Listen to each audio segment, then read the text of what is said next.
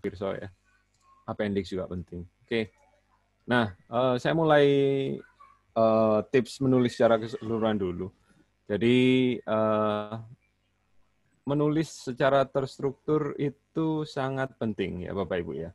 Jadi saya coba ajak Bapak Ibu mengingat-ingat pelajaran SD dulu ya, menulis bahasa Indonesia ya. Suruh bikin paragraf ya. Paragraf ada deduktif, ada induktif ya. Masih ingat nggak Bapak Ibu apa itu deduktif? Deduktif adalah apa ya? Kalimat Apa? Kak, deduktif? Deduktif itu adalah kalimat yang pokok pikirannya berada di depan. Ya, induktif, pokok pikirannya berada di belakang gitu ya. Saya tanya sekarang Bapak Ibu, kalau nulis penelitian biasanya mikirin pokok pikiran tiap paragraf nggak? Atau ya nulis saja lempeng dari awal sampai akhir? Nah, itu biasanya yang membuat kita kesusahan untuk melihat kapan kita harus memulai tulisan dan kapan kita harus mengakhiri tulisan, karena kita tidak punya pola penulisan yang terstruktur. Jadi ya nulis saja, apalagi kayak saya dosen ya, merasa sudah punya banyak pengetahuan, itu biasanya saya menulis, ya udah nulis saja gitu. Tanpa melihat lagi outline-nya, tanpa membuat outline terlebih dahulu, outline tentang paragraf 1 saya ngomong apa ya, paragraf 2 ngomong apa, paragraf 3 ngomong apa, 4, 5, 6, terakhir paragraf berapa, oh terakhir paragraf 7. Nah, itu yang membuat kita seringkali ketika kita menulis jadi pusing gitu ya. Karena apa? Karena kita memulai penulisan itu tidak dengan konsep yang terencana, ya, tidak terstruktur lah bahasanya itu. Nah, karena jadi kita akan selalu bingung karena kita seringkali menganggap banyak hal relevan tapi harus disajikan dalam satu section introduction, mungkin sekitar 1.000 atau 1.500 kata. Kita bingung milah mana yang penting, mana yang tidak. Nah, tapi kalau kita sudah punya pokok pikiran, kita pakai kembali pelajaran bahasa Indonesia kita tentang pokok pikiran dalam satu karangan, ya itu akan menjadi menarik sekali. Ya. Kemudian yang kedua, saya punya profesor namanya Profesor Bin Srinidi gitu ya. Jadi Profesor Kim Jong Bun dari Korea Selatan, bukan Kim Jong Un dari Korea Utara ya, Bapak Ibu ya. Jadi Kim Jong Bun itu bilang ke saya, Iman, writing a paper is like telling a story gitu ya. Iman nulis paper itu kayak kamu bercerita gitu. Tapi saya bingung pada saat awalnya, itu pada saat saya S3 Bapak Ibu. Cerita gimana caranya kita nulis hal-hal yang statistikal, kemudian hal-hal yang theoretical itu dibuat dalam satu cerita yang menarik. Nah, ternyata memang karena pada saat itu saya belum punya ilmu untuk menulis ya. Tapi pada saat itu studi yang saya pakai itu adalah studi yang saya ambil adalah studi akuntansi, bukan studi tata bahasa ya. Misal S3 bahasa Inggris yang ada yang fokus ke TESOL dan lain-lain ya. Nah, penulisan. Nah, problemnya di situ. Nah, saya berpikir gimana caranya saya bisa membridging, menjembatani antara konsentrasi yang saya ambil sekarang adalah terkait akuntansi, tapi saya bisa menyajikan dengan tulisan yang menarik. Nah, sampai satu momen saya baca papernya si Profesor Kim Jong Bun itu tadi.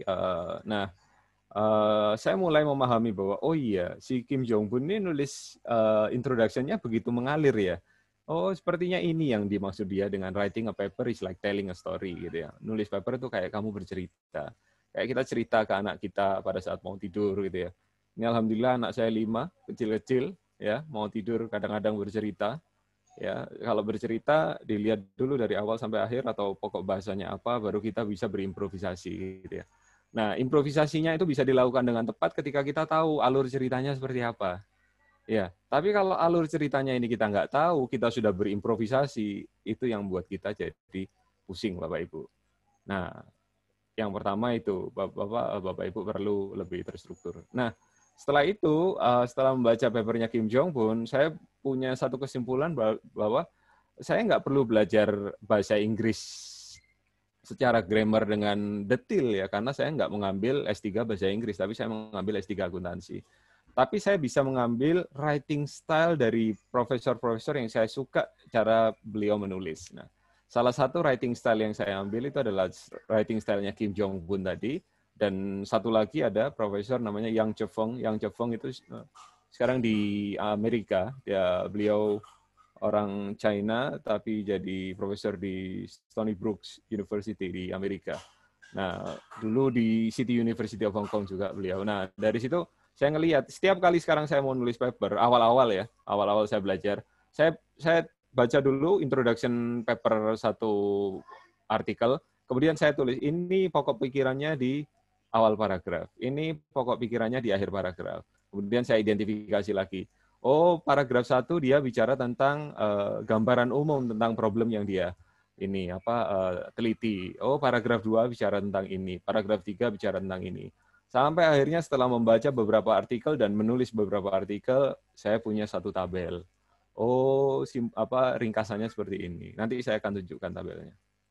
Nah, kalau mencari writing template juga, Bapak Ibu jangan cari paper yang sepadan ya. Misal saya nulis tentang sejarah akuntansi syariah gitu ya, misalnya. Saya pernah nulis sejarah akuntansi syariah pada saat itu. Nah, kalau saya mau mencari template tentang agar saya bisa menulis paper itu dengan baik, saya tidak boleh mencari paper sejarah akuntansi syariah juga, karena akan banyak hal yang saya copy paste. Ya. Karena saya merasa bahwa, oh ini yang tak maksud nih, oh ini yang tak maksud. Tapi bagaimana caranya? Bapak Ibu cari tipe paper yang sama, misal sejarah ya, tapi bukan di akuntansi syariah, misal sejarah perkembangan revolusi industri. Nah, nanti lihat pokok pikirannya. Tapi ide Bapak Ibu akuntansi syariah tadi bisa diterapkan di model writing yang tadi. Nah, ini yang saya maksud dengan poin yang ketiga, find a good paper writing as your writing template ya. Nah, kemudian jangan lupa juga Bapak Ibu hal yang keempat, kalau Bapak Ibu pengen papernya diterima di jurnal yang bagus ya, perlu diingat ada penelitian dari Elsevier. Elsevier bilang reviewers itu, orang yang mereview paper kita, mereka menghabiskan waktu sekitar 90% waktunya itu untuk membaca introduction kita sebelum mengambil keputusan. Jadi kalau introduction kita sudah fail, Bapak Ibu ya, reviewer tidak akan membaca terlalu detail untuk chapter 2 dan selanjutnya. Jadi write a strong introduction itu sangat penting. Kita punya introduction yang kuat itu sangat penting ya. Tadi menarik kata Pak Pras, UTM fokus pada mengembangkan local wisdom yang ada di Madura. Itu menarik sekali. Tapi bagaimana mengemas local wisdom-nya itu jadi suatu setting yang unik, itu yang jadi tantangan ya. Nah, oke. Kemudian jangan malu untuk acknowledge limitasi kita di paper. Misal kita melakukan satu hal, sedangkan banyak hal lain yang perlu dilakukan, itu diungkapkan bahwa paper kita hanya fokus pada ini. Nah, karena studi yang bagus itu studi yang spesifik ya, jadi tidak kemana-mana ya, tidak mencoba mengklaim melakukan banyak hal pada sebenarnya melakukan hal yang sederhana gitu. Tapi semakin narrow, semakin spesifik penelitian itu, maka semakin bagus. Nah, kemudian straightforward nulisnya. Jangan membuat orang itu merasa kayak ini, membaca paper kita itu kayak detektif ya. Ini selanjutnya nanti apa ya? Karena kita nggak nulis cerita novel dan lain-lain ya. Tapi kita bicara paper ilmiah itu lebih lebih straightforward tulisannya, lebih bahasa Jawanya tokleh gitu ya, langsung gitu ya. Ngomong ya udah ngomong aja gitu. Nah, gitu. Nah, kemudian jangan terlalu banyak yang dibahas, fokus ke 2-3 hal aja, karena kalau terlalu luas nanti susah juga menyampaikannya. Interrelated koneksi antara satu argumen dengan argumen yang lain akan susah. Kemudian yang terakhir, coba bikin penulisannya lebih sederhana. Ya. Nah, jangan sungkan untuk minta bantuan orang lain ya. Bapak Ibu bisa beli software, ada Ginger, Whitesmoke, Grammarly. Ini di pusat kajian kami pakai Grammarly, satu akun bisa dipakai banyak orang ya. Kemudian kita juga pakai proofreader banyak, bukan cuma Proofers, ada yang lain, Scribendi dan lain-lain, banyak sekali ini. Nah, ini salah satu beberapa tips ya yang mungkin Bapak Ibu bisa consider untuk punya penulisan yang baik. Jadi diingat lagi Bapak Ibu bahwa kita bukan Superman ya, kita bukan bisa mengerjakan semuanya sendiri, tapi kita perlu bantuan orang lain Dan kita perlu identifikasi siapa orang yang tepat untuk membantu kita. Nah, oke. Saya akan ambil contoh paper ini nanti papernya bisa di share. Mas Aji monitor ya, Mas Aji ya? Iya, Pak. Iya, siapa, Mas? Ya, nanti tolong di-share ke ini ya, rekan-rekan panitia biar bisa di-share ke teman-teman peserta. Mas Aji ini dapat beasiswa dari CTBR untuk melanjutkan S2, Bapak Ibu. Kita sekarang menyekolahkan sekitar berapa? 13 mahasiswa S2 dengan pusat kajian tadi. Jadi dana penelitian yang kita dapat, kita gunakan untuk menyekolahkan anak-anak untuk S2 dan berkarya bersama di pusat kajian tadi. Makasih Mas Haji. Nah, ini salah satu publikasi saya, nanti papernya akan Bapak Ibu dapat insya Allah, tapi mohon dipakai untuk sendiri ya, karena saya boleh mensirkulat paper ini untuk kepentingan akademis gitu ya. Nah, jadi Bapak Ibu monggo nanti dipakai untuk kepentingan akademis juga. Nah, ceritanya sederhana paper ini tentang kenapa sih perusahaan-perusahaan itu meng-hire orang-orang yang berlatar belakang militer sebagai direktur mereka. Ya, jadi Bapak Ibu kalau mungkin pernah lihat film ini ya, Sexy Killers. Ya, di situ dibahas ya film orang Indonesia, dibahas bagaimana industri batubara di Indonesia ya, yang ujung-ujungnya dimiliki oleh pimpinan yang sedang kita lihat sedang diamanahi kekuasaan dan juga sedang berkompetisi untuk mendapat kekuasaan gitu. Jadi menarik sekali. Ternyata di situ banyak juga orang-orang militer yang masuk di dunia pertambangan ya.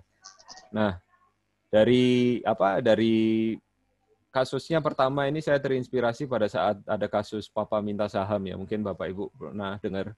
Jadi ada salah satu politisi yang mendekati satu perusahaan tambang ya, kemudian minta jatah ini ya. Nah, di situ saya jadi tergelitik ini. Siapa sih yang dimintain saham? Ternyata direkturnya utamanya. Nah, direktur utamanya ternyata itu mantan militer ya.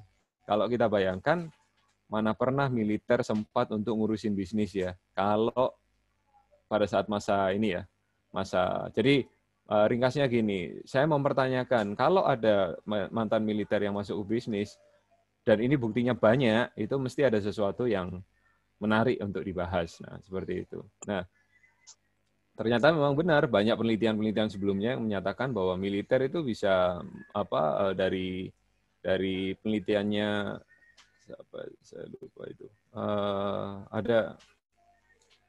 Saya lupa tahun 70, mulai tahun 78 dan neliti tentang Indonesia ya. Itu dia bilang militer itu bisa membantu pebisnis untuk mendapatkan license untuk ekspor ya, seperti yang kasus-kasus korupsi yang banyak kan sekarang perusahaan itu dapat lisensi untuk melakukan ekspor atau impor gitu ya, dan hal-hal yang lain. Nah, oke. Nah, dari situ saya mencoba melihat apa kira-kira yang membuat secara saintifik ya, apa yang kira-kira membuat militer itu di-hire oleh perusahaan. Nah, salah satunya yang saya lihat itu adalah apakah mungkin seorang pejabat yang berlatar belakang militer itu bisa akses financing ya. Jadi ke lembaga-lembaga financing, nego ke mereka dengan bunga yang lebih murah dengan kekuasaannya. Nah, seperti itu. Itu yang saya bangun ceritanya seperti itu dan saya coba cari. Nah, oke. Nah, saya akan membahas introduksinya paper ini. Oke. Ini yang saya sebut dengan tabel tadi, Bapak Ibu. Setelah beberapa tahun, saya belum cukup lama meriset ya. Nanti Bapak Ibu bisa memberikan masukan ketika mungkin ada hal yang juga dipandang penting di sini. Nah, saya melihat setidaknya ada sekitar 10 hal ini yang 10 atau 11 ya, 11 hal ini yang ketika saya mempelajari struktur penulisan pendahuluan itu akan muncul. Oke, ada hal yang terkait dengan pendahuluan ya. Pendahuluan terkait dengan pengantar terkait dengan isu yang sedang dibahas, kemudian ada research gap ya. Kemudian ada keunikan dari paper tersebut, kemudian ada logiknya, apa kira-kira logika yang ingin disampaikan. Kemudian ada problem statement atau research question yang ingin disampaikan, dibahas. Kemudian ada paragraf terkait dengan data dan metodologi yang dipakai.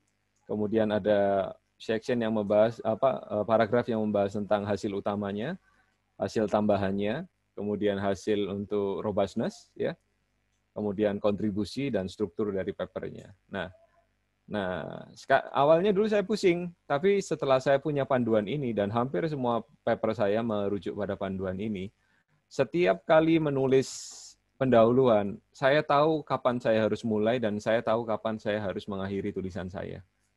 Ya. Nah, tapi ketika kita nggak punya panduan tadi banyak improvisasi atau inspirasi tulisan kita yang kita bingung kita taruh di mana dan kita bingung juga kapan mengakhirinya. Nah, ini kita mulai masuk ke hal yang teknis ya. Nah, introduction atau main prior findings ya. Nah, saya mulai di paper saya bercerita tentang, saya mengquote dari Macbeth tahun 1994. Itu ada di paper dia pernah ngomong bahwa pensiunan tentara Angkatan Darat ya, mereka memegang posisi penting sebagai direktur utama gitu ya. Namun selama dia memimpin pertemuan shareholders ya, namun dia tidak pernah memimpin pertemuan shareholders ya. Jadi apa fungsinya kan? Jadi dipertanyakan gitu kan. Kalau presiden direktur kan juga memimpin rapat-rapat penting ya. Kemudian dia juga mengklaim bahwa ketika dia menandatangani cek, aplikasi pinjaman dan dokumen-dokumen yang lain, sebenarnya dia juga nggak tahu apa yang sedang terjadi. Berarti kan ada kemampuan lain yang diharapkan dari direktur berlatar belakang militer itu selain kemampuan untuk doing business ya, professionalism, ada hal yang lain. Nah, kemudian saya mulai ceritanya dengan main prior findings ya. Prior studies document that the presence of military connected directors as board member is one of important determinants ya. Di sini saya cerita terkait dengan studi sebelumnya menurut Ben Melek, Friedman dan juga Lin et al. Itu menyatakan bahwa sebenarnya kehadiran atau keberadaan direktur berlatar belakang militer itu adalah salah satu determinan penting untuk menjelaskan keputusan yang akan dihasilkan oleh perusahaan tadi ya. Seingat saya kalau Ben Melek sama Friedman ini ngomong bahwa militer itu lebih konservatif ya, mereka lebih hati-hati dalam mengambil keputusan. Tapi di sisi lain mereka itu lebih tahan ketika menghadapi krisis ya. Nah, itu studinya di US ya. Lin et al. Kurang lebih juga membahas hal yang sama. Ya, mereka juga US tadi juga. Nah, oke. Kalau kembali, introduction. Saya mulai cerita dengan introduction tadi. Kemudian di paragraf kedua, saya bisa mulai dengan research gap juga. Ya. Ada potongan paragraf yang saya berbicara tentang ini. Studi ini membahas atau mengembangkan literatur yang ada dengan menyediakan bukti secara langsung terkait dengan pengaruh dari koneksi militer terhadap tingkat bunga di developing countries ya, khususnya di Indonesia. Nah, ini adalah research gap saya atau tujuan penelitian saya.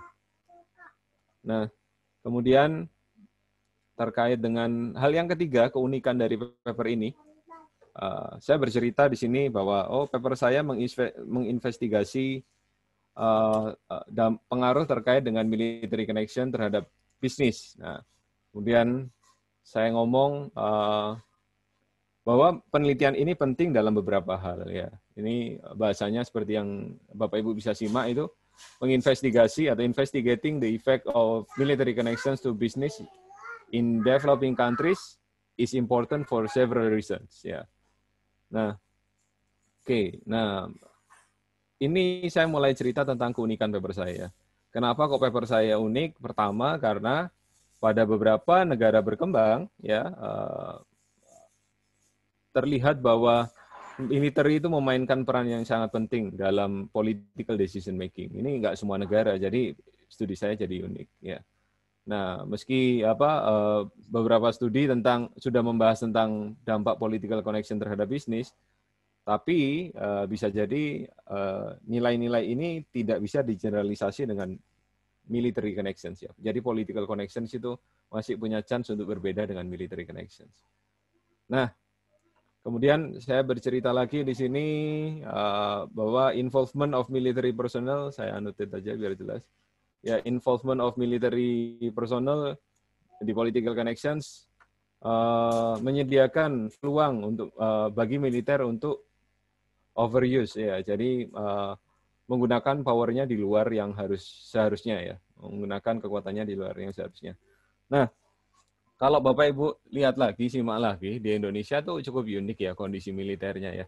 Karena dulu kita menjamani namanya dui fungsi ABRI ya, Bapak Ibu mungkin saya masih ini pernah merasakan tentang dui fungsi ABRI di DPR, MPR itu para militer itu mempunyai kursi khusus ya di sana ya. Nah, ini yang membuat studi kita menjadi unik. Kalau tadi teman-teman yang di UTM pengen mendalami studi tentang Madura, harus digali nilai-nilai yang unik seperti ini.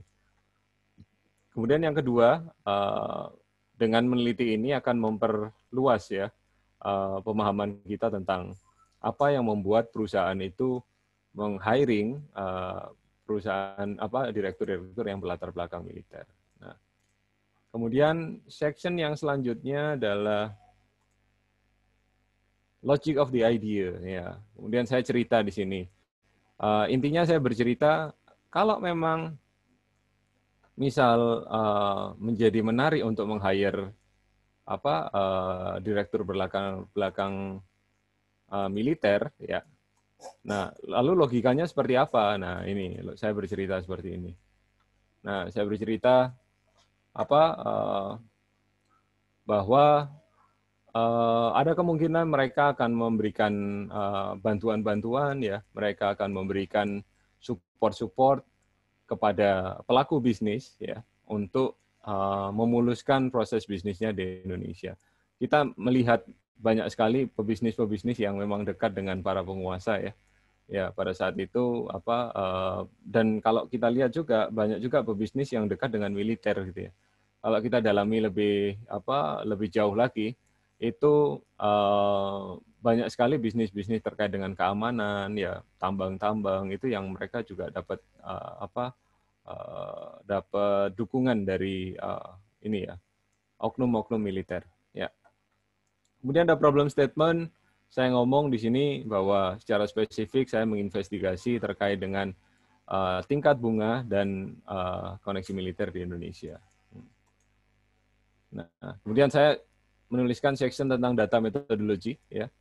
Saya menggunakan setting yang menarik ini untuk memeriksa menguji ya sampel di Indonesia tahun 2004 sampai 2012 ya, secara spesifik menginvestigasi military connections dengan ini, apakah military connections itu direktur yang berlatar belakang militer itu mampu menurunkan tingkat bunga ya, karena koneksinya tadi. Nah, kemudian saya menyampaikan hasilnya ya, hasilnya sesuai dengan ekspektasi saya. Kemudian saya menyampaikan bahwa ini Bapak Ibu mungkin nanti kalau baca full papernya, saya hanya punya satu hipotesis di sini Bapak Ibu, tapi saya punya banyak tabel ya. Jadi artinya saya menjawab satu pertanyaan dengan banyak cara. Nah, itu yang disebut dengan robustness.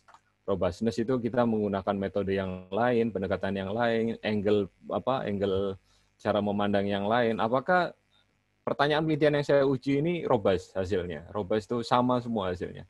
Nah, itu. Nah, kalau additional findings ini temuan tambahan ya. Jadi saya bisa mengextend ceritanya dengan additional findings ini. Nah, kemudian saya bercerita tentang kontribusi dan bercerita tentang struktur dari papernya. Nah, kalau saya boleh kembali ke tabel tadi, Bapak Ibu, ya, ini. Nah, kalau Bapak Ibu masih pusing nulis introduction, Bapak Ibu berpedoman pada tabel ini saja. Ya, karena dengan bercerita ini nggak semuanya harus ada ya, tapi mulai data metodologi ke bawah harus ada. Data metodologi, main findings, additional findings, ya, robustness ini pilihan, ya, kontribusi sama structure ini harus ada. Nah, kalau introduction, research gap, keunikan, intuitive thinking, problem statement ini direkomendasikan ada, ya, karena ini yang mengantarkan cerita kita untuk bicara fenomena dan lain-lain. Ya. Nah, tapi urutannya tidak harus seperti ini. Nah, Tapi data metodologi ke bawah urutannya saya belum pernah menemukan urutannya yang berbeda-beda ya. Sebagian besar urutannya seperti ini. Oke, ya. Oke, ini pengantar saya terkait dengan pendahuluan, Bapak Ibu. Nanti kita bisa diskusi. Saya mau menyampaikan sedikit dulu terkait dengan membangun culture penelitian. Saya cerita sedikit tentang CPBR itu apa dan bagaimana. Jadi ini performa saya di 2016. Saya punya 2 artikel Scopus ya. 2016, kemudian saya cari mentor pada saat itu, gimana caranya saya bisa membangun karir yang tepat ya. Saya cari mentor saya di bidang penelitian. Kenapa mentor? Mentor bisa mengcoaching kita ya, bisa memberikan direction untuk kita, bisa mengajari kita tentang leadership ya. Terus bisa membantu kita untuk menemukan karir path yang tepat ya, bisa mementorin kita. Sampai sekarang saya masih dimentorin sama profesor-profesor yang menurut saya bisa menjadi mentor saya. Nah, ini salah satu mentor saya yang tadi saya bilang, beliau punya 104 dokumen Scopus, dan ini dokumen yang bagus-bagus ya. Kalau saya masih campur, 38 itu ada yang kualitas jurnalnya bagus, ada yang biasa saja. Gitu ya. Beliau sudah punya 4.533 citasi, ya. Indeksnya 34, ini Ketua Departemennya City University of Hong Kong. Sampai sekarang masih, saya ada 2 paper yang saya kirim ke beliau, kemudian beliau memberikan masukan sebelum saya teruskan. Nah, itu culture yang biasa kami bangun dengan peneliti-peneliti di luar negeri ya. Kemudian yang selanjutnya adalah Ferdinand Kuhl ya. Ferdinand Kuhl ini punya 94 dokumen, citasinya lebih banyak daripada si tadi Kim Jong Un. Ini saya ada 5 penelitian yang sedang saya lakukan dengan beliau ya. Ini Deakin University 2018 saya pernah diundang dengan beliau. Pada saat itu cukup menarik ya kenal dengan Ferdinand Kuhl ini. Saya pernah ketemu di salah satu seminar, tapi cuma sambil lalu aja. Kemudian saya email, "Hai Ferdi, saya pernah ketemu kamu pada saat seminar ini dan lain-lain. Saya sedang di Indonesia sekarang. Saya lagi cari kolega untuk membawa culture penelitian ke Indonesia agar lebih bagus lagi." Dan Gayung bersambut. Dia datang ke Indonesia tanpa minta biaya dari UNER. Pada saat itu dia datang dengan uangnya sendiri, ngelihat UNER seperti apa, stay beberapa hari dengan kami, ya, sharing juga dengan kami. Setelah itu dia kembali lagi. Satu momen dia ngundang saya. Dia datang ke sini tanpa membayar ya, tanpa kami membayar. Kemudian saya diundang ke sana tanpa saya membayar. Jadi pesawat dan akomodasi dan lain-lain ditanggung oleh si Ferdinand Kuhl ini. Jadi menarik sekali ya perkenalannya. Nah, kemudian akhirnya kami saya dan teman saya itu ada satu saya pulang 2016 selesai S3. Terus saya ada teman namanya Pak Rumaya dari Western Australia. Ya, beliau dari ilmu ekonomi datang. Saya punya research interest yang sama tentang political economy ya. Kemudian kami bertemu bersama, kami didirikan pusat kajian. Pusat kajian harapannya jadi talent pool, jadi orang-orang yang punya talenta terkumpul jadi satu ya.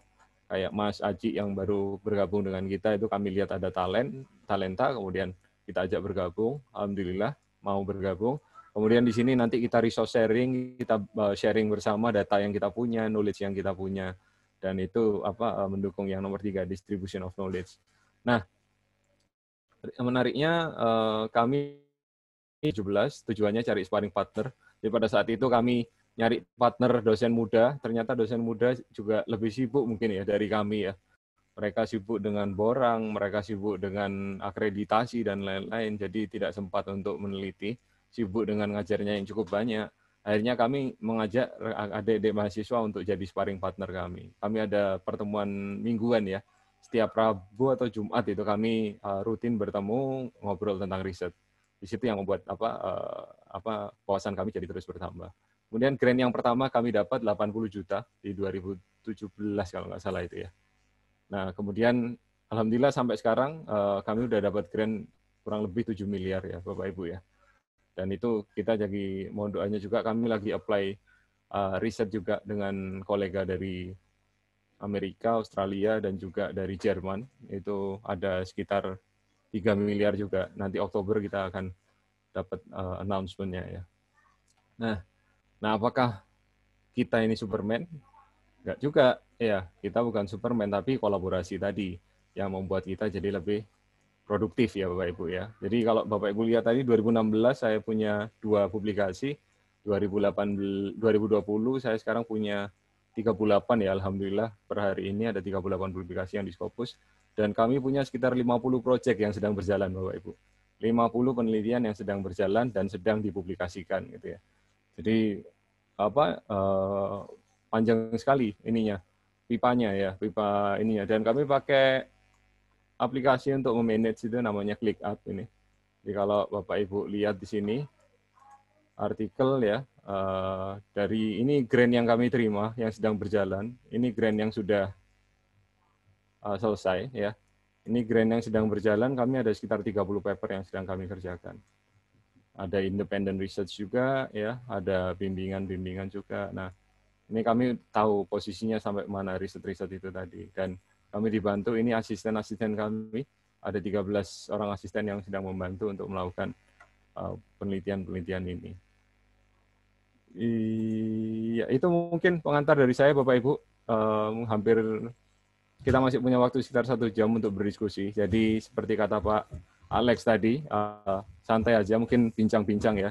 Monggo Pak Alex, saya kembalikan ke Pak Alex. Makasih. Baik, terima kasih sekali Pak Iman atas paparannya yang begitu menarik ini. Jadi di sini tadi ada 11 tahapan gitu kata Pak. Bukan 11 tahapan ya, 11 poin tadi ya yang perlu disoroti dalam pendahuluan. Bagaimana kita bisa menyajikan pendahuluan itu secara menarik ini. Suaranya Pak Alex belum terdengar ini sepertinya. Oh iya. Halo, maaf. Bisa didengar suara saya? Pak Iman? Halo? Bisa, Pak Alex. Oh, bisa ya? Sudah jelas di tempat saya, Pak. Oh gitu, baik. Di kami jelas, Pak. Baik, terima kasih. Jadi tadi Pak Iman sudah menjelaskan 11 komponen tadi. Ada suatu hal yang 11 komponen yang harus mungkin bisa ada. klik join audio Pak, itu ada di sebelah kiri bawah, itu biasanya ada join audio. Ini karena Pak Alex belum nampak di sini. Maaf.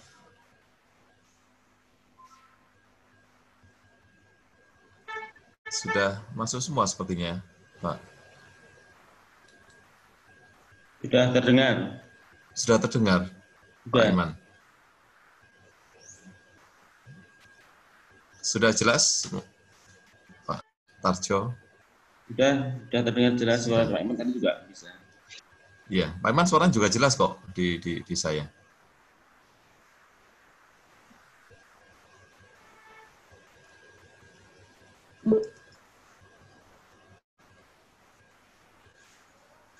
Sampun Pak, monggo.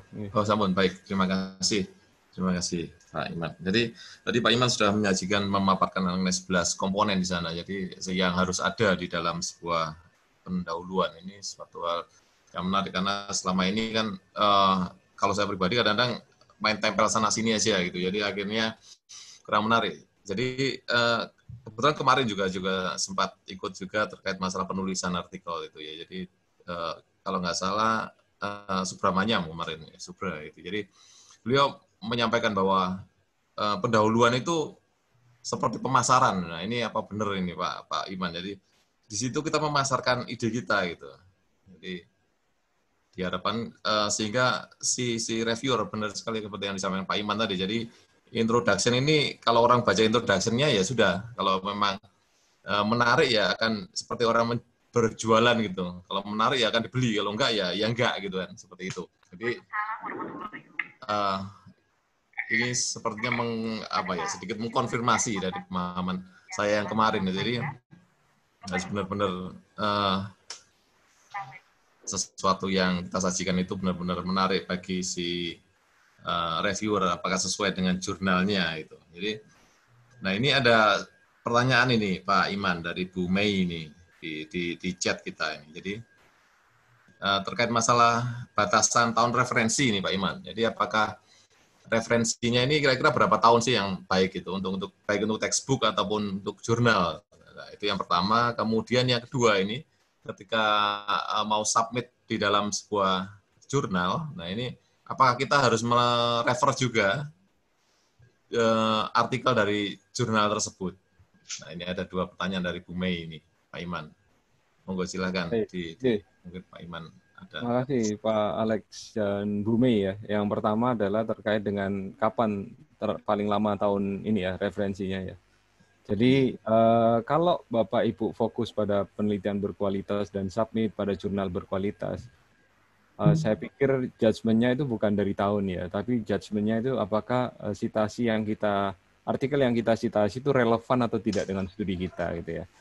Nah, tapi beda cerita kalau reviewernya pakai bird eye review ya. Bird eye review itu cuma dilihat sekilas tapi nggak dipahami, dibaca dengan detail.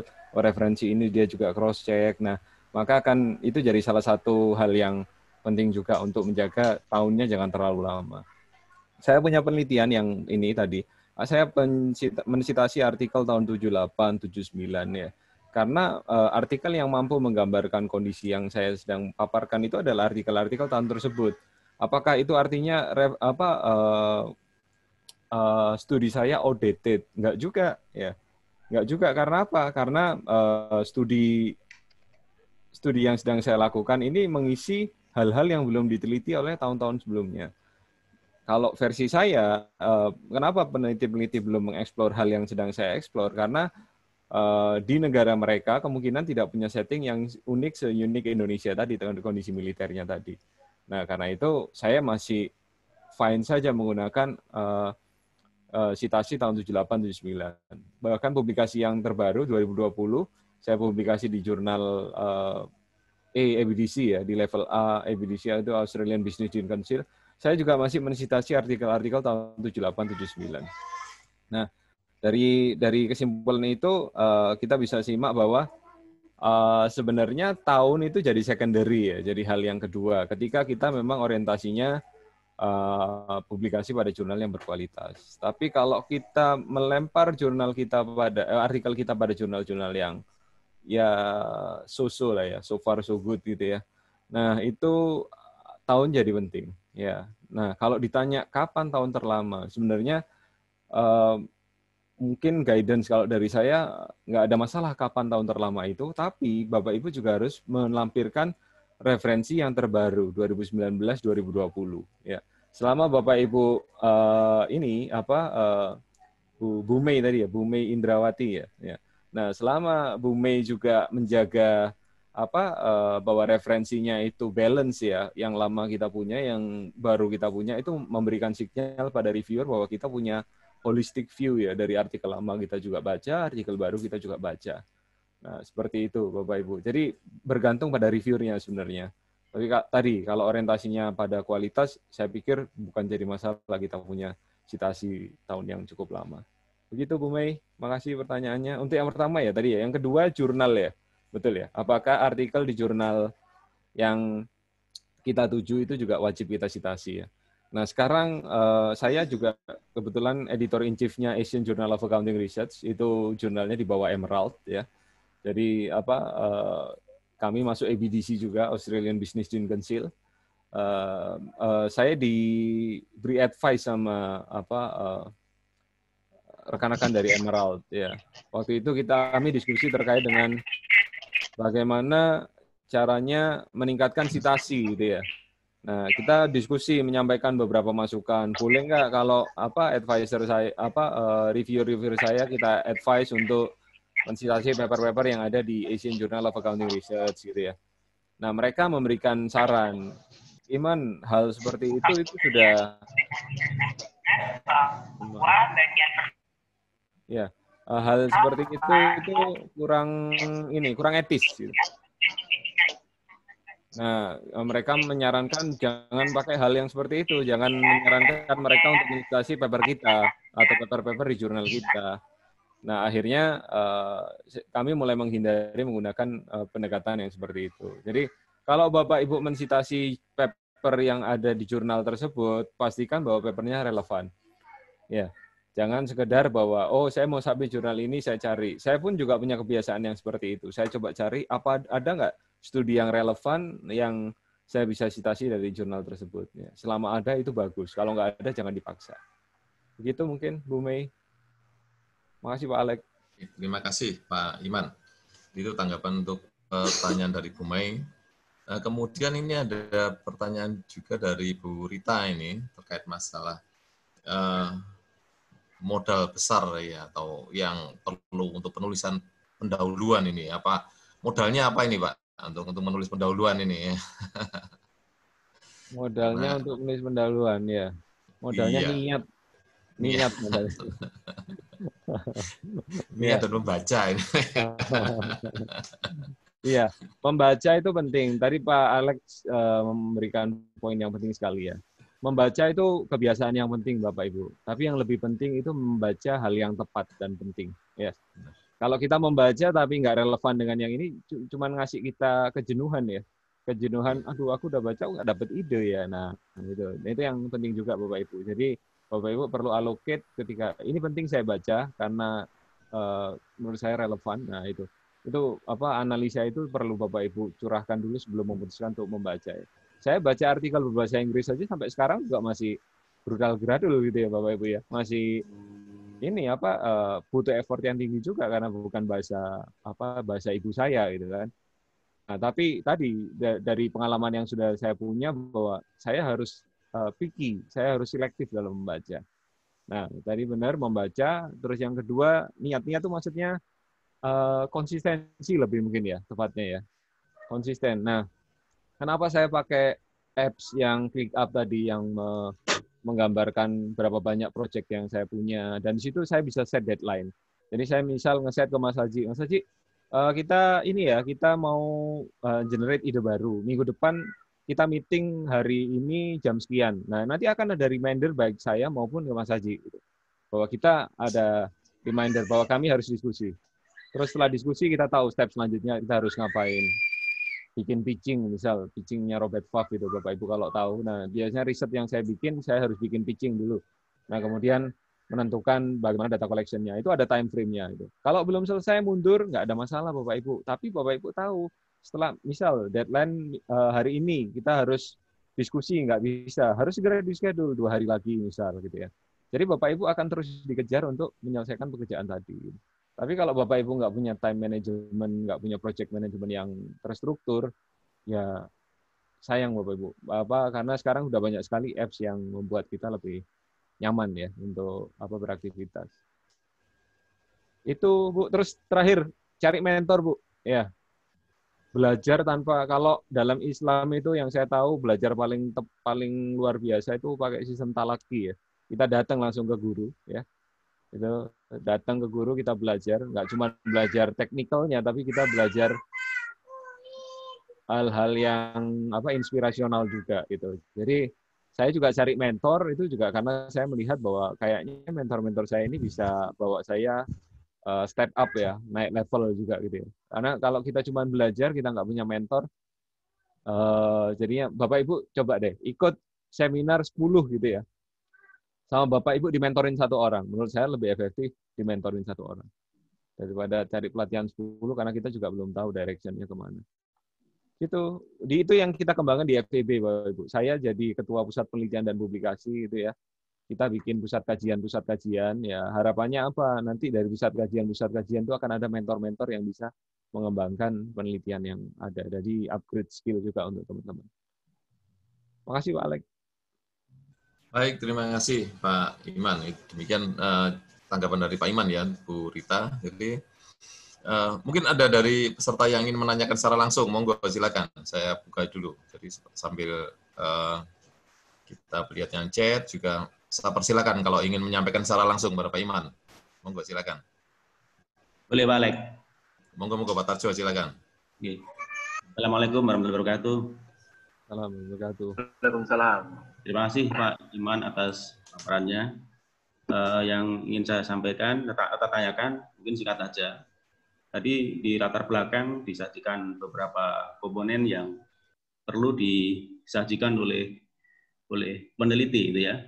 Barangkali mohon bisa diberikan penjelasan bagaimana tip yang harus dilakukan oleh si peneliti, si penulis, supaya argumen yang disajikan antar komponen itu begitu mengalir gitu Pak.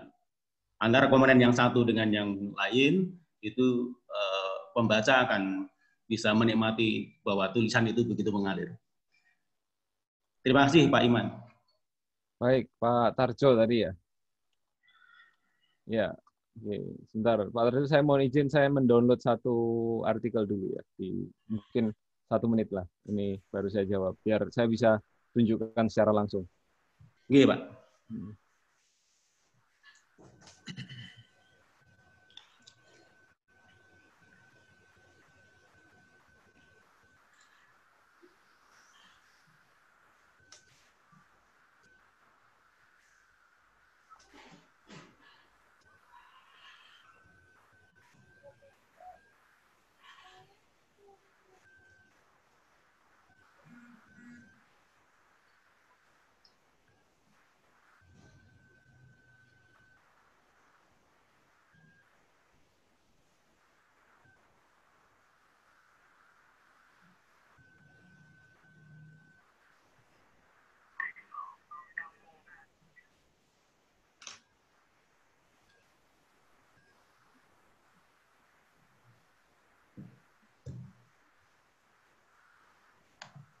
Baik, saya mohon izin share screen Bapak Ibu.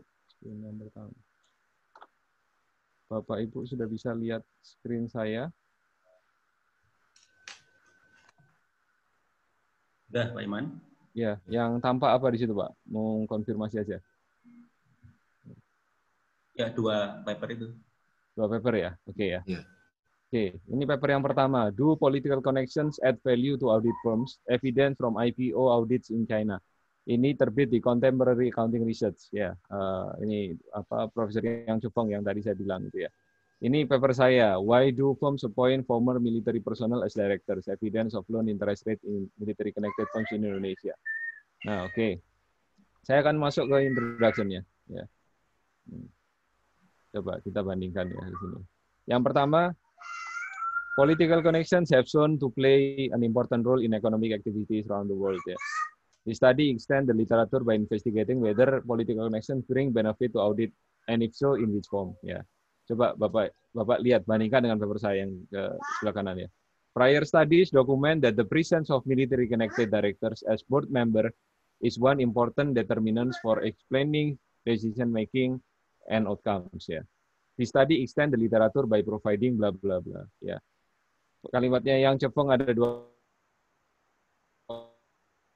kalimat ya, paragraf. Kami menceritakan dengan style yang sama. Maksudnya saya mengcopy style dia menceritakan, tapi untuk konteks yang berbeda ya.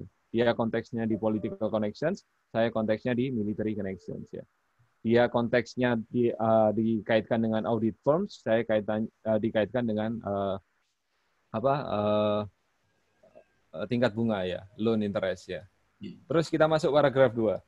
An investigation of the value auditors' political connection is worthwhile for the following reasons ya. First, bla bla bla gitu ya. Coba disimak kalimat saya. Investigating the effect of military connection to business in developing countries is important for several reasons. First, bla bla bla ya. Bapak bisa lihat ya, bahwa kemiripannya writing style-nya atau delivery dari, atau bahasanya mungkin idea presentations-nya itu saya ikut plek sama dengan cara si Yang Chufeng menuliskan papernya. Ya, karena paper ini sudah diterima di Contemporary Accounting Research. Contemporary Accounting Research itu jurnal yang bagus, reviewernya juga berkualitas, otomatis flow ceritanya saya yakin mereka juga look after, mereka juga lihat. Nah, oke, paragraf 1 sama plug, paragraf kedua sama plug, kita masuk paragraf 3.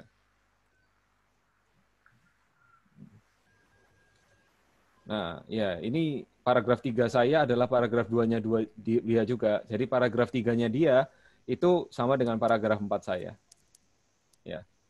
Di sini dia tulis I identify a unique setting is participate bla bla bla ini. Nah, saya juga ngomong, I identified a unique setting of a country in which the military has played an important role in politics. Ya, konteksnya beda, tapi the way how we present itu very very similar. Ya, nah ini menjawab pertanyaan Pak Tarjo tadi. Ya, Pak Tarjo, saya bukan S3 ilmu bahasa, ya, dan saya bukan S3 cara penulisan yang baik dan benar. Cara paling cepat bagi saya untuk menulis dengan baik adalah ATM tadi, amati, tiru, modifikasi. Saya cari paper yang menurut saya flow-nya enak, saya sajikan ide saya dengan cara dia mempresentasikan. Itu mungkin Pak Tarjo ringkasnya. Oke, matur nuwun Pak Iman. Ini nanti Baik. bisa di-download juga papernya yang Jovong ini, nanti saya kirim ke Mas Aji, mungkin bisa disampaikan ke panitia. Terima kasih Pak Terima kasih. Iman. Mungkin ini ada pertanyaan yang terkait ini Pak Iman, terkait tadi komponen tadi, kan ada 11 komponen yang ada di introduction ini, ada pertanyaan dari Mbak Justin ini. Terkait apakah ini harus dipenuhi semua Pak? Ke 11 tadi ada 11 komponen dari kalau saya hitung kalau nggak salah. Kemudian apakah hanya beberapa aja boleh nggak itu? Ataukah harus dipenuhi ke 11-nya itu? Ya. Jadi kalau dari presentasinya tadi. Kalau bolehnya boleh gitu ya, tapi apakah papernya semakin bagus apa enggak? Nah, itu yang missing link nanti Pak ya. Nah, mungkin seperti ini, mungkin saya coba sampaikan dulu. Nah, ini menurut saya wajib ya. Saya kasih W gitu ya kali ya. Ini wajib ya. Research gap, kalau nggak ada gapnya, gimana kita mau nunjukkan kontribusi kita ya. Oh, ini optional ya. Bapak Ibu boleh optional. Ini optional juga. Ya. Problem statement ini harus ada. Data metodologi harus ada, main findings harus ada, additional findings ini saya strongly suggest ada karena cerita kita jadi lebih panjang ya, lebih bagus. Robustness ini optional, contribution ini wajib.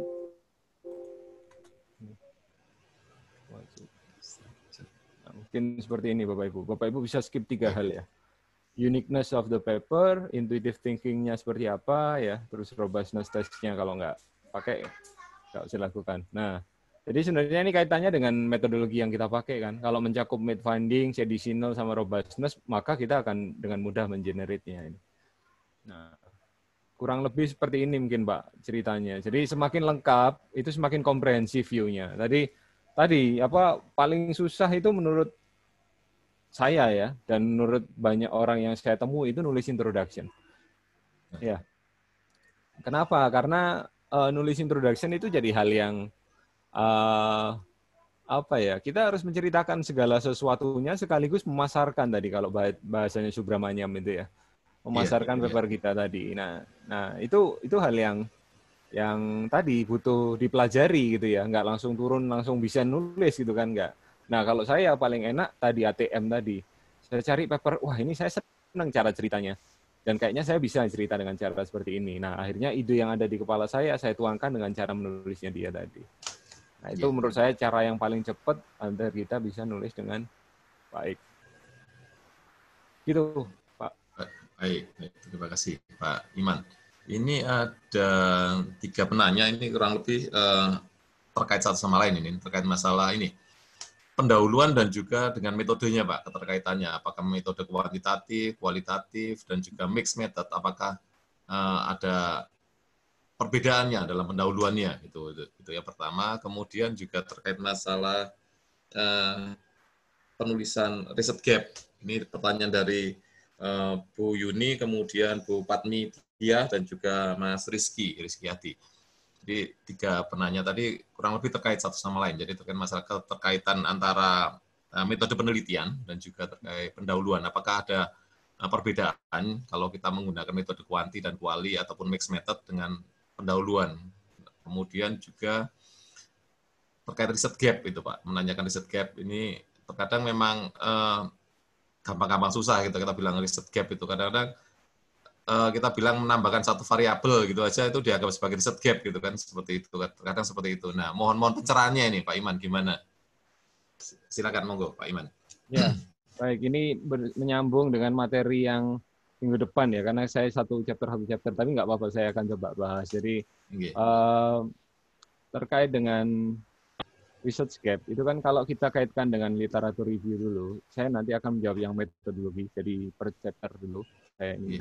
Nah, terkait dengan bab 2 itu, kita menuliskan what we have known, ya apa sudah penelitian sebelumnya sudah ketahui, ya itu ya. Nah, kemudian yang kedua itu ada what we don't know, ya, apa yang belum kita ketahui di situ. Nah, itu adalah research gap sebenarnya. Apa yang sudah kita ketahui dan apa yang belum kita ketahui. Nah, nanti akan muncul hipotesis karena ini sudah kita ketahui, karena penelitian A, B, C, D, E ini sudah kita ketahui, dan kita belum mengetahui hal-hal ini, akhirnya muncul hipotesis tadi. Ya. Nah, dari hipotesis tadi muncul what will we learn? Ya, apa yang akan kita pelajari dari kalau kita mempelajari tentang studi hipotesis yang tadi. Nah, terkait dengan pertanyaannya tadi, maaf, yang literatur review tadi apa ya? Saya kok blank ini. Yang terkait research gap, sorry. research gap, Pak. Ya, research gap. Ya.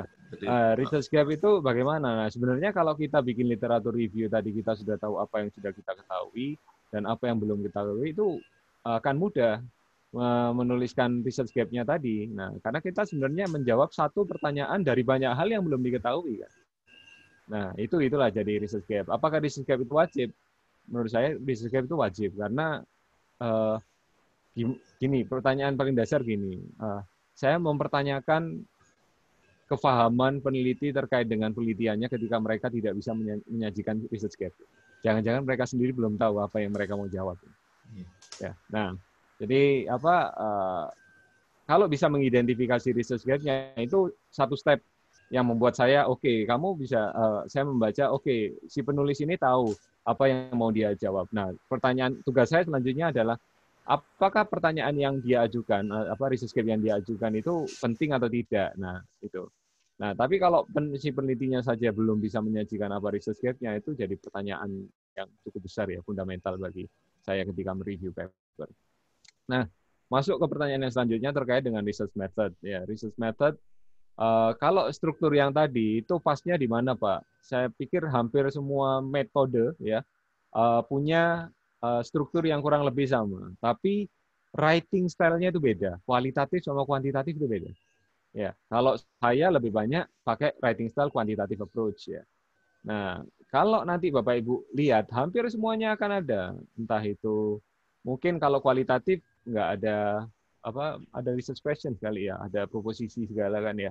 Nah, mungkin slightly different di area itu, tapi ketika menjelaskan tentang fenomena latar belakang, kemudian menjelaskan tentang hasil, kurang lebih sama flow-nya seperti yang di tabel saya tadi. Tapi ada hal yang unik ketika kita menjelaskan metodologi dengan kualitatif ataupun mixed method tadi ya. Nah, itu yang saya pikir mungkin teman-teman yang fokus di kualitatif dan yang di mixed method yang bisa menjelaskan dengan lebih spesifik. Ya, kalau saya mostly penelitian saya kuantitatif. Tadi ada pertanyaan tentang research gap juga ya. Ini apa tadi? Bentar, saya coba lihat tadi. Bu Patmi tadi sepertinya. Bersama. Bu Patmi ya. Oke. Ya. Yang sama. Ini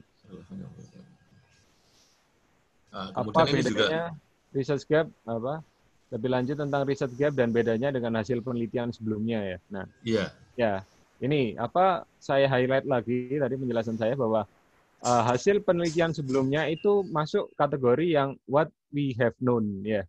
Apa yang sudah kita ketahui ya. Jadi penelitian si A menemukan ini, si B menemukan ini, itu apa hasil penelitian yang sebelumnya.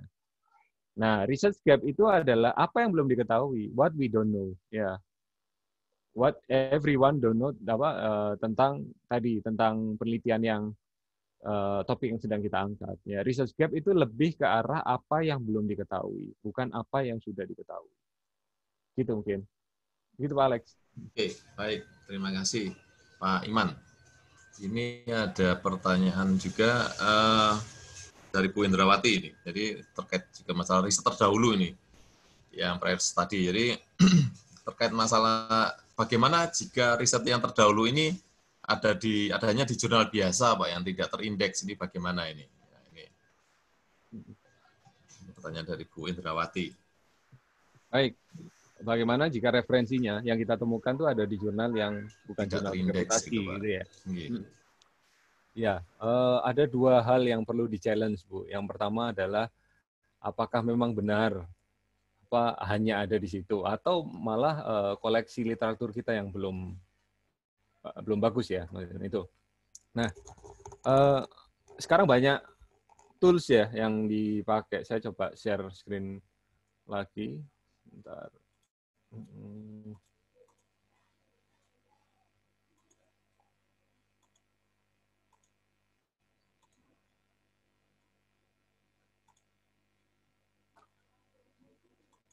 Bapak Ibu pernah pakai Scopus ya, scopus.com.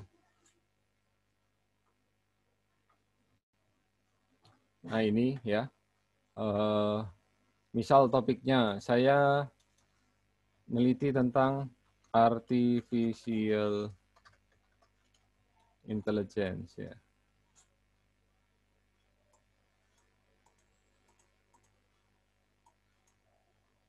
Di judulnya. Kemudian saya nyari kira-kira ada nggak paper terkait accounting or auditing ya, or audit or tax ya. Saya nyari or information system.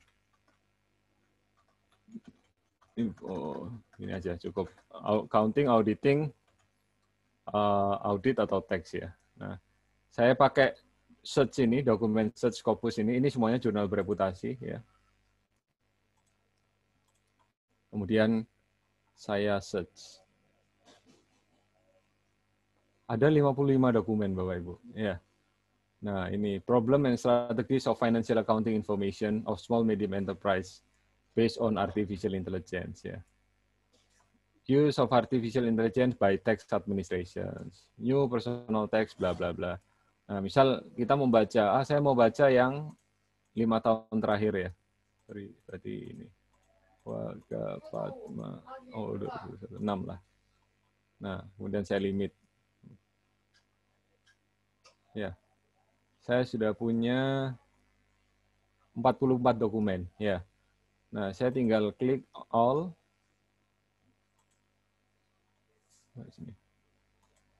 All text export ya. Saya mau baca abstraknya, saya ekspor abstraknya.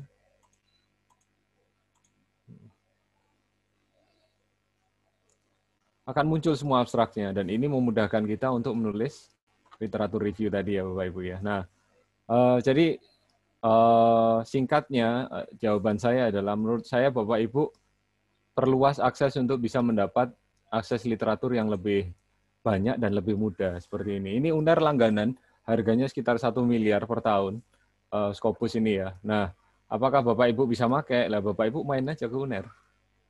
Ya, main ke UNER, join research, itu kan nanti bisa, kita bisa sharing informasi ya, terkait dengan sharing resources juga. Saya ke kampus Bapak Ibu, kita bisa sharing informasi juga. Nah, tadi saya sih mempertanyakan ya kalau memang adanya di jurnal yang, atau jawabannya malah kedua, kalau hanya ada di jurnal yang tidak berreputasi tadi, bisa jadi bagus atau ide Bapak kurang bagus itu. Mohon maaf, jangan bawa perasaan ya. Dalam artian kita ini ya, kita selalu open minded kan, kita coba cari. Nah, saya selalu coba seperti itu. Ketika kok nggak ada ya, jangan-jangan ideku kurang bagus nih. Nah, seperti itu. Oke. Itu Pak. Oke, baik. Terima kasih Pak Iman. Monggo silakan dari Bapak Ibu kalau ingin menanyakan secara langsung pada Pak Iman, saya persilakan, saya berikan waktu. Baik, saya lanjut untuk pertanyaan di chat ini Pak Iman ya, terkait dari pertanyaan dari Mas Toyib ini. Jadi terkait penelitian kualitatif etnografi ini terkait masalah pengelolaan keuangan desa di sini. Nah ini bingung ini yang mau mencari keunikannya apa sih sebenarnya tulisannya beliaunya ini. Kemudian alasannya kenapa milih objek tersebut. Nah ini malah bingung sendiri, mau nulis tapi malah bingung gitu. Perlu pencerahan ini Pak Iman, monggo silakan dicerahkan ini Pak Iman. Saya juga nggak terlalu cerah kok ini suasananya. Ya, mungkin ringkasnya kita bisa bicara yang spesifik to global atau global to spesifik gitu ya. Kalau bicara keuangan desa, menurut saya bawa dulu tentang sudah ada tentang transparansi ini jadi problem semua pemerintahan baik di negara maju maupun tidak gitu ya. Kemudian banyak inisiatif-inisiatif yang dilakukan oleh pemerintahan-pemerintahan, misal disebutkan dulu, kalau di negara maju inisiatifnya apa, di negara berkembang inisiatifnya apa, dan apa penelitian-penelitian yang terkait seperti apa. Baru masuk bahwa Indonesia punya inisiatif loh, inisiatifnya adalah keuangan desa tadi, pengelolaannya. Nah, dari situ baru dieksplor. Ini unik settingnya, karena nggak semua negara punya pola yang seperti ini, seperti paparan yang sebelumnya. Beres kan, gitu. Ya, maksudnya konsepnya Bapak Ibu mungkin bisa dipertajam lagi ya. Maksudnya saya yakin banyak pemikiran Bapak Ibu yang lebih bisa mengelaborasi tentang pertanyaan tadi. Nah, tapi kalau konsep dasarnya menurut saya tadi Bapak Ibu bicara dari global to specific ya. Dan dengan mencarikan benchmark yang cocok itu dalam artian flow-nya bicara general, bicara kalau ada dua hal yang perlu di-compete ya, diperbandingkan, di-compete gitu. Nah, tadi contoh saya negara maju, negara berkembang ya. Atau negara dengan transparansinya yang bagus dengan negara transparansinya rendah. Nah, dua hal itu jadi flow ceritanya jadi menarik karena oh ya umum, oh ya ada best practice-nya, oh ya ada lag-nya. Nah, terus baru apa yang mau kita jawab. Nah, itu menurut saya keunggulan dari Indonesia ya punya setting-setting seperti keuangan desa dan lain-lainnya. Apalagi saya juga pernah jadi ini salah satu bagian dari untuk memberikan pelatihan keuangan desa. Challenge-nya banyak dari sisi SDM, ya dari sisi kesiapan infrastruktur yang kita punya. Itu banyak sekali yang bisa gali. Gitu, Pak. Baik. Jadi masih memungkinkan Pak ya menggali value-value lokal ini untuk publikasi di global gitu Pak ya, masih memungkinkan itu gitu Pak ya, sangat memungkinkan Iya, ya. karena isu besarnya kan sama sebenarnya, transparansi. Iya. Betul kan? Cuman inisiatifnya berbeda dari satu negara dengan yang lain. Nah, itu yang kita bawa. Nah, isu accountability kan ya itu aja kan. Maksudnya isu tentang transparansi, akuntabilitas ya, isu tentang technical menghitung fair value dan lain-lain itu kan technical things tentang accounting gitu ya. Terus fungsi manajerial ya. Isunya kan hampir semua negara sama. Tapi bagaimana satu negara dengan negara yang lain menerbitkan policy itu yang berbeda. Nah, jadi bukan berarti kalau kita punya keuangan desa, wah nggak ada penelitian terdahulunya, susah. Nggak kayak gitu juga. Tapi kita lihat general ID-nya seperti apa. Gitu.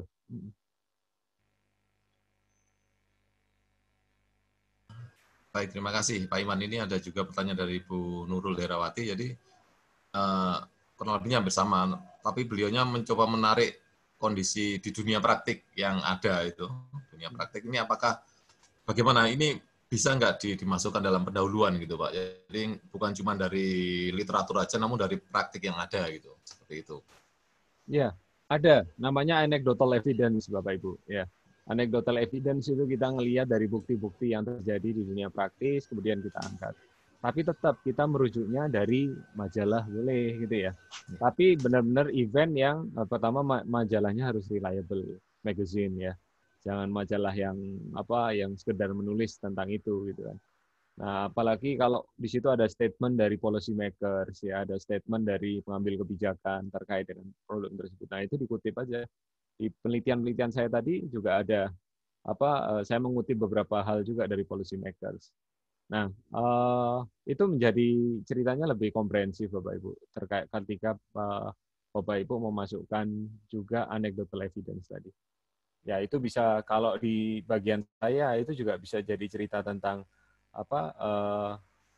introductions ya, yang prior literatur tadi itu bisa dimasukkan section itu. Gitu. Baik.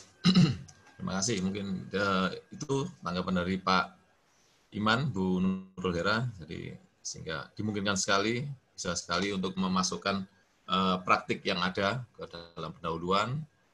Kemudian ini pertanyaan dari Mas Rizky Adi lagi terkait bagaimana mengalirkan ini sudah ada di pikiran namun menuangkannya. Nah ini bingung ini sepertinya Mas Rizky ini. Literatur sudah banyak, praktik sudah banyak, namun ketika mau nulis, nah ini yang kadang-kadang ini seringkali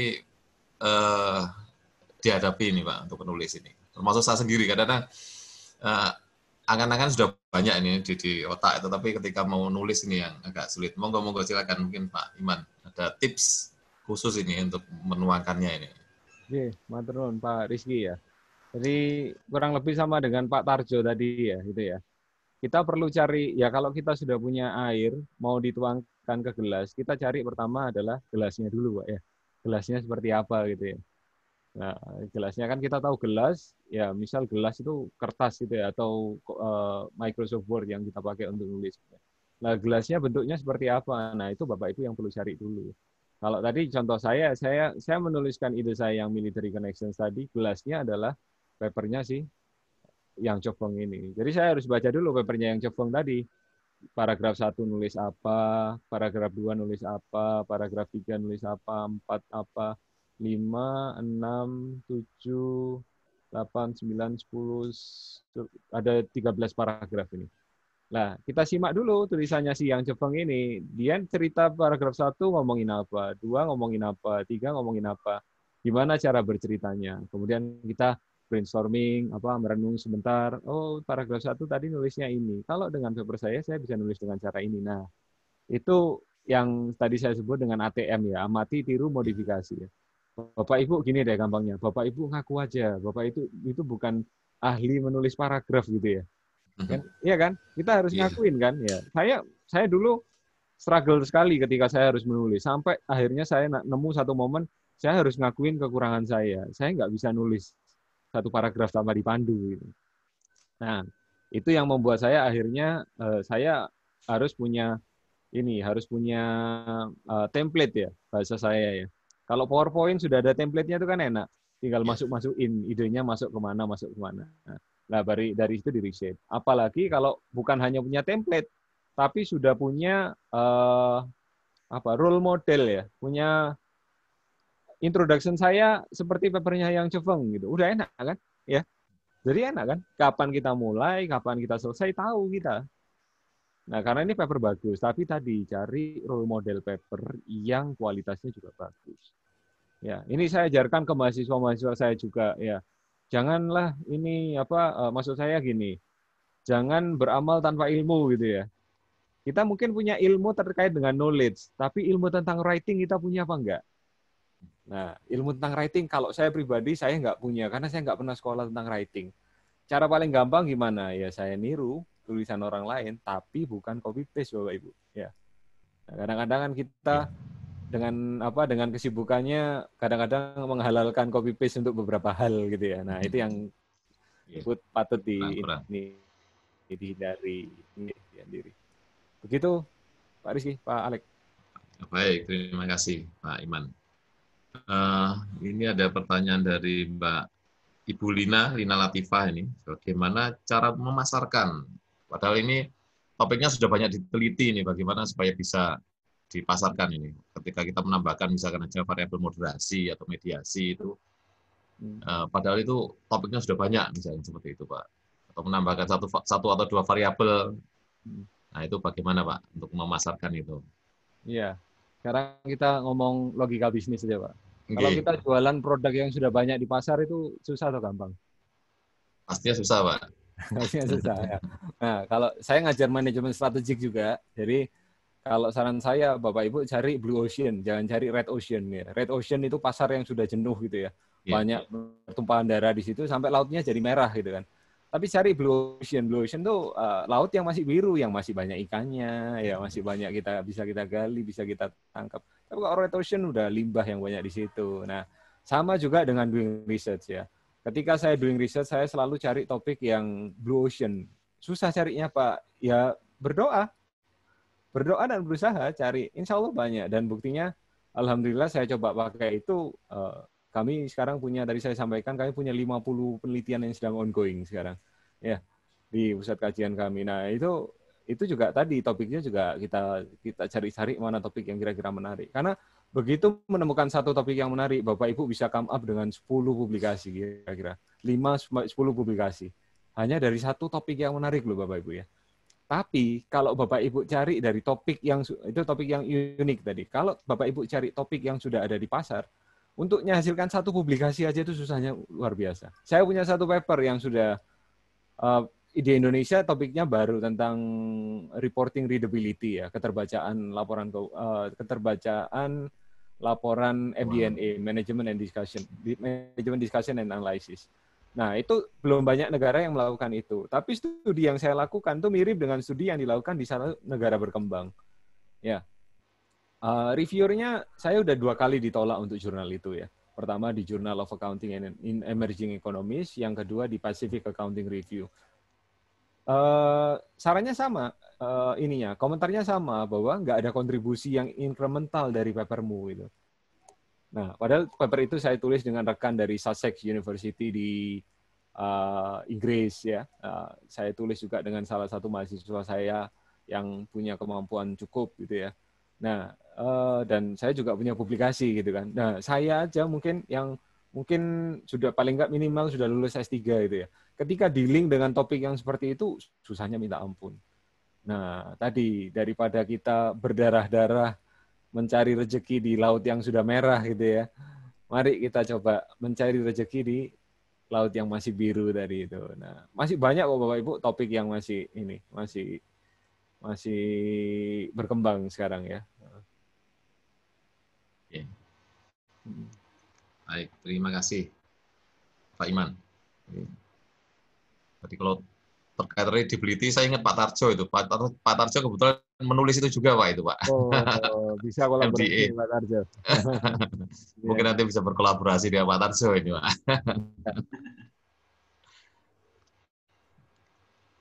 Oke, ini ada pertanyaan dari Bu Pinjung Nawangsari. Ini terkait beliaunya sepertinya masih menempuh program doktoral ini Pak, terkait masalah kolaborasi ini. Bagaimana memulainya ini Pak? Kolaborasi. Karena beliaunya belum punya international journal. Nah ini apakah harus menghasilkan jurnal dulu baru bisa berkolaborasi atau bagaimana, Pak Iman? Monggo tipsnya mungkin Pak Iman. Kalau harus enggak ya, harusnya publikasi dulu enggak ya. Teman saya punya satu teman sekarang di Illinois ya. Pada saat itu saya juga belum punya penelitian, jadi itu salah satu mentor saya juga. Dia orang New Zealand ya.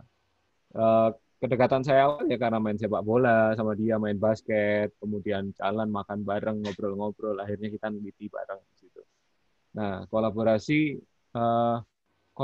itu menurut saya lebih ke arah trust ya Bapak Ibu ya. Nah, trust itu tidak selalu dengan kita punya publikasi. Memang orang akan melihat ketika punya publikasi sudah punya kapabilitas, akhirnya trust itu bisa kebangun. Ya, tapi nggak dengan seperti itu juga ya. Kalau saya lebih sering membangun trust-nya itu adalah saya lakukan dulu penelitian yang sesuai dengan menurut saya standar yang saya ketahui, knowledge-nya. Kemudian saya prepare dengan dengan package yang ringkas gitu, mungkin 3 halaman, 4 halaman. Kemudian saya kirim ke orang yang pengen saya ajak kolaborasi. Saya jelaskan, saya Iman, dari ini saya punya ide penelitian seperti ini, dan saya lihat kamu sepertinya fokusnya di sini juga.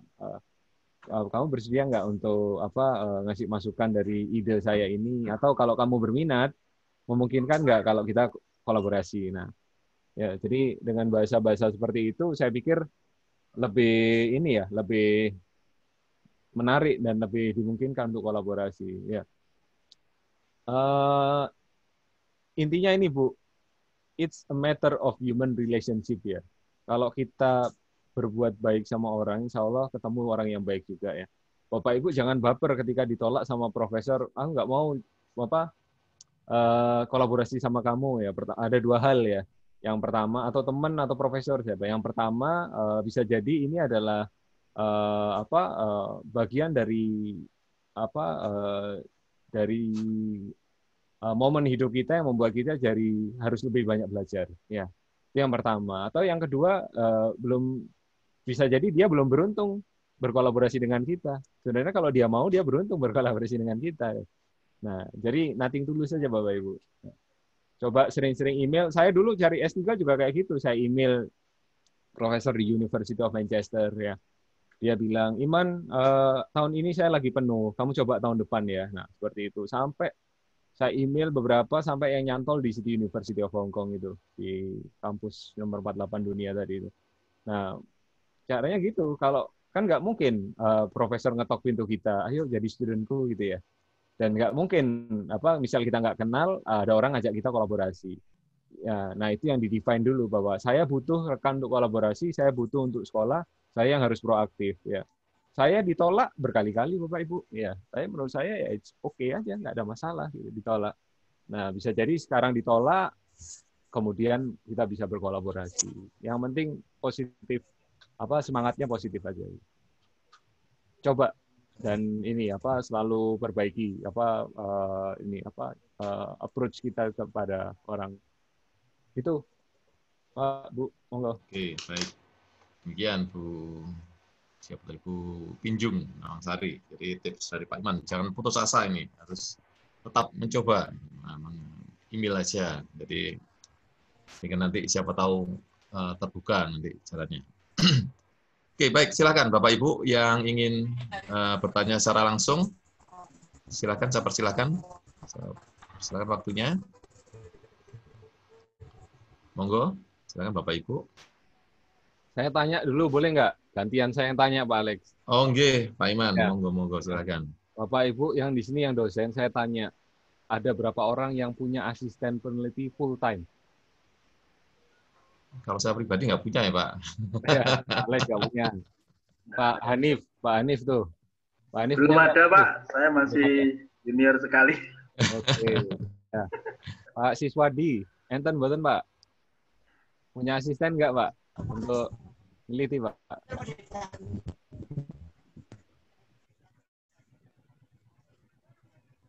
Monggo, Bapak Ibu dosen. Ya, monggo. Nggak ada yang punya, Pak.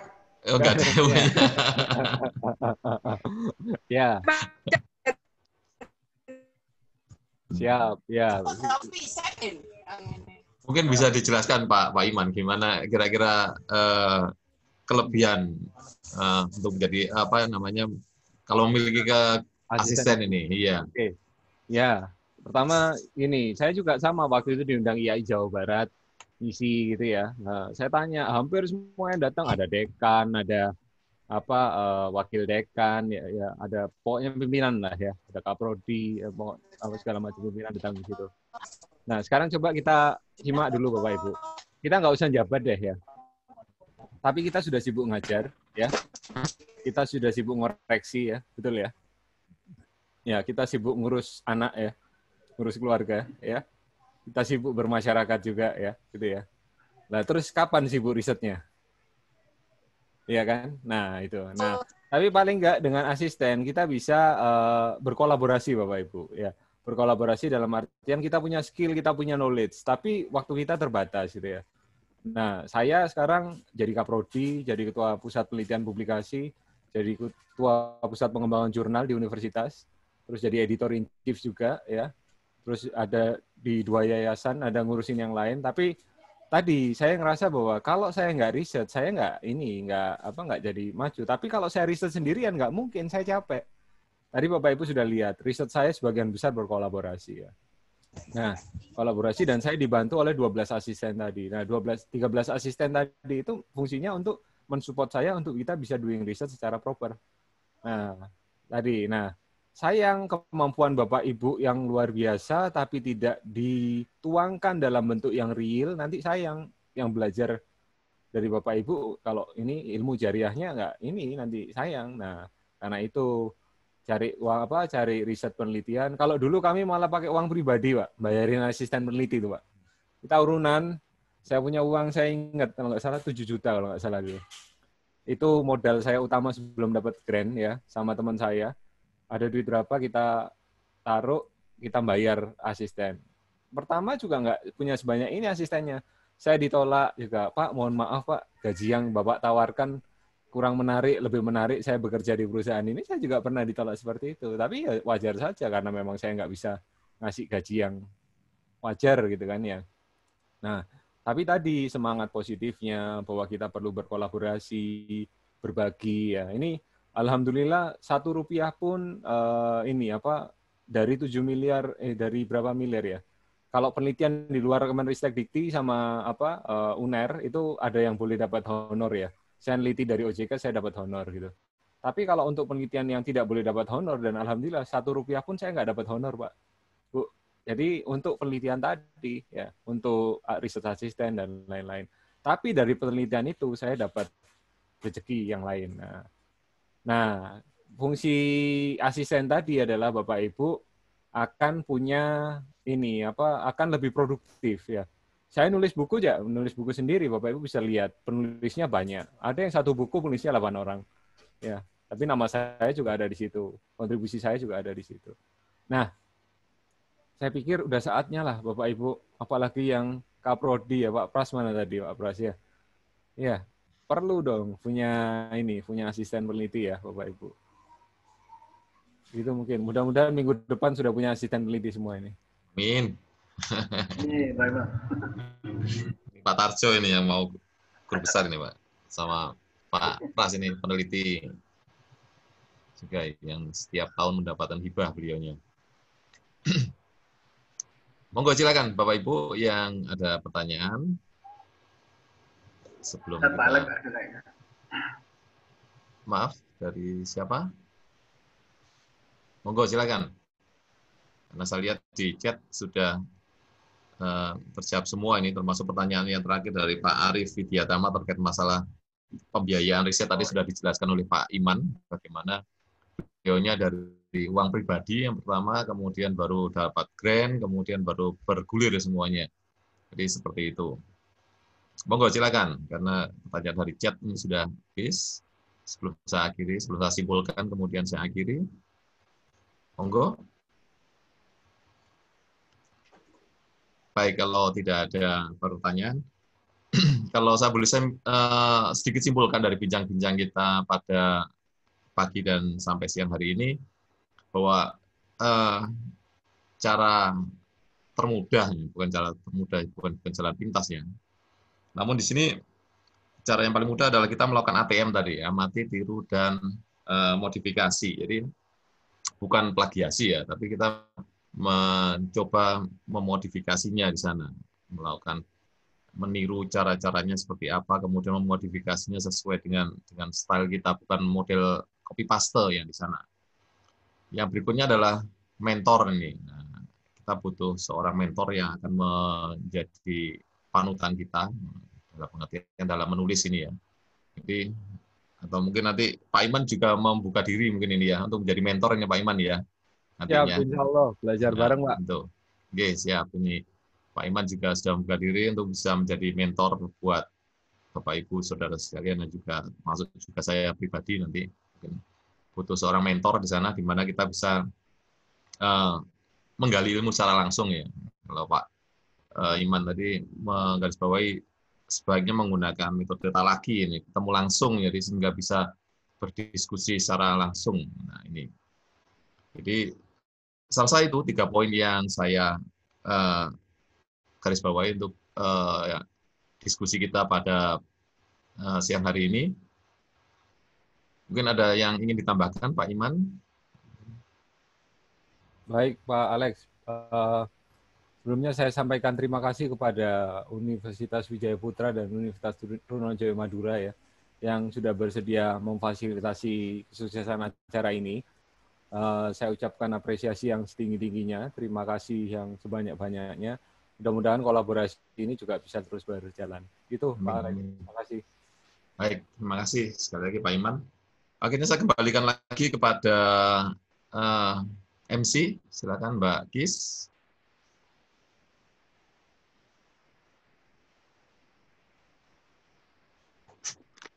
Baik, terima kasih Pak Alex. Ini kita sudah di penghujung acara. Sebelum saya tutup, sedikit pengumuman untuk peserta webinar. Untuk mengisi link yang sudah di-share di room chat. Dan untuk sertifikatnya, insya Allah akan kami share 3 hari ke depan melalui email Bapak Ibu sekalian.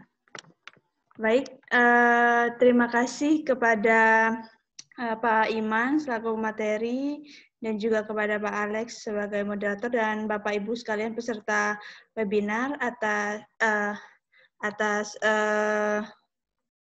partisipasinya. Semoga webinar kita pada hari ini bisa bermanfaat untuk Bapak Ibu sekalian. Ini perlu acara foto bersama tidak, Pak Alex? Iya, Mbak. Monggo, silakan. Perlu ya. Mas Hanif bisa ini, Mas? Siap. Bapak Ibu mohon kamera videonya bisa di on sebentar.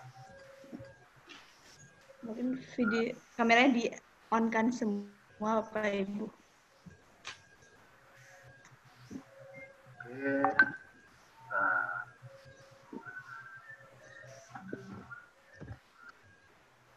Slide. Ada beberapa slide sebentar, Bapak Ibu.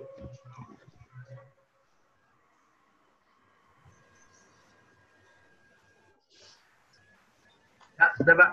Sudah, oke. Terima kasih. Oke, terima kasih Mas Hanif. Terima kasih Pak Iman atas materinya hari ini.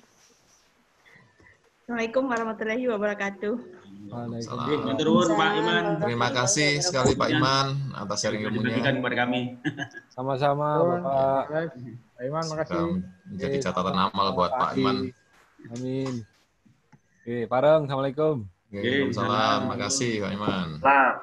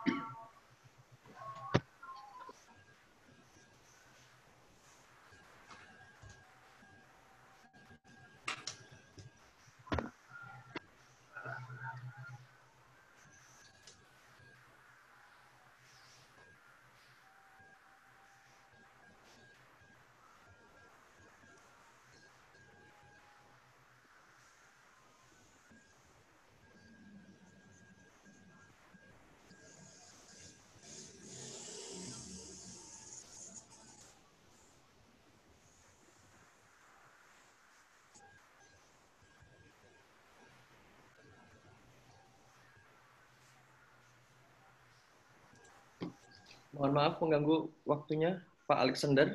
Iya, Mas ya, Pak. Haji.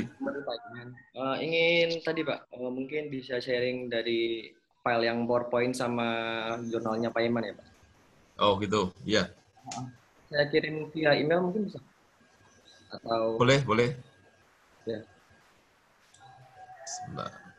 Saya kasih di chat ya, emailnya Pak Mas Haji.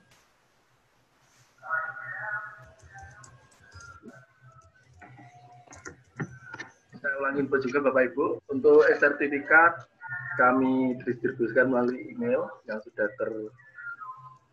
tercatat tadi di form evaluasi Bapak Ibu. Insya Allah 1 atau 3 hari ke depan akan saya distribusikan. Sudah terima Mas Haji ya? Sudah Pak, terima kasih. Chat. Nanti habis ini Ya. saya kirim. Baik, siap. Terima kasih Mas Haji.